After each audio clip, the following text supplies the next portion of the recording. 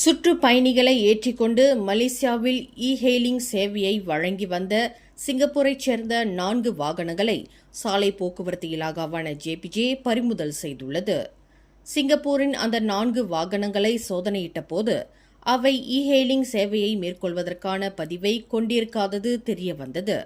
அத்துடன் மலேசியாவில் பொது போக்குவரத்து சேவையை மேற்கொள்வதற்கான லைசன்ஸையும் அவை கொண்டிருக்கவில்லை என்பது சோதனையில் தெரியவந்ததாக ஜேபிஜே தலைமை இயக்குநர் டத்தோ ஏடி ஃபட்லி ரம்லி தெரிவித்தார்.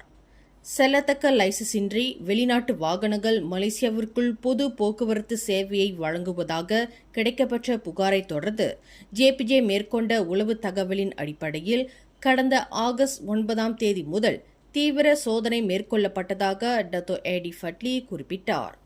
சுற்றுப்பயணிகளுக்கு பொது போக்குவரத்து சேவைக்கு பயன்படுத்தப்பட்ட சிங்கப்பூரியர்களுக்கு சொந்தமான டொயோட்டா அல்ஃபாட், வெல்ஃபயர், ஹோண்டா ஸ்பாடா மற்றும் டொயோட்டா ஹியாச்சே ஆகிய வாகனங்கள் பறிமுதல் செய்யப்பட்டதாக அவர் தெரிவித்தார். மேலும் செய்திகளை தெரிந்து கொள்ள கீழே இருக்கும் பெல் பட்டனை அழுத்துங்கள்.